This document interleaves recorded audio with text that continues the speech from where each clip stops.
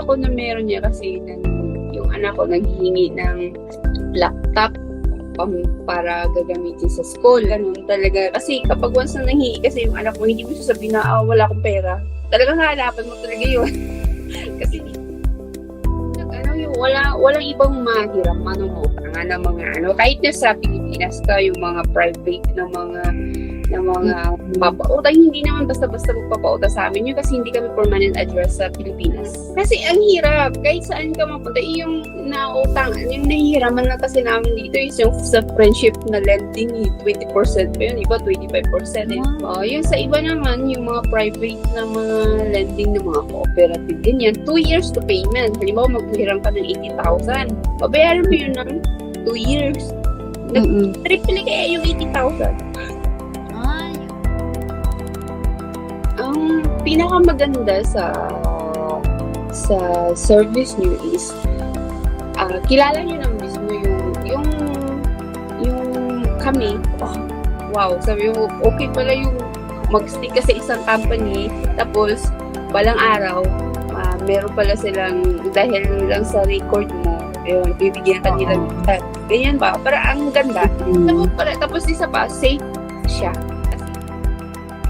Yung continuous yung yung chat, yung mga message, makita mo talaga siya na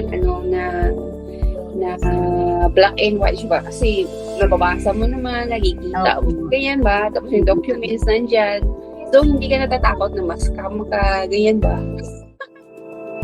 Long term yung payment niya, hindi masyadong malaki sa sahod mo. Ganyan ba? Kasi kung maghiram ka, 1 month lang buo, kailangan mo ibalik. Itong si MyFi, yung 50,000, gisin niya talaga ng buo na 50,000, so walang bawas. So, kaya nga sinasabi ko talaga, double blessings talaga siya, unexpected. Na dumating siya in the right time, na gano'n. Tapos, na talagang solve talaga yung problem ko, so hindi pa siya nakakatakot.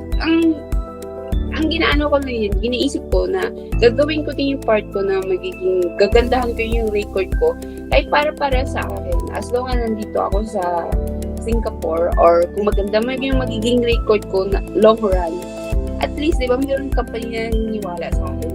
Hindi na ako maghahanap na mangungutang sa iba.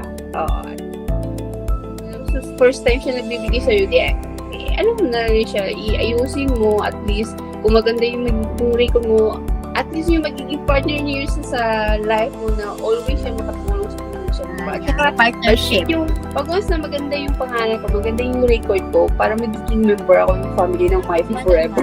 Salamat din sa inyo na kayo ang nagbigay.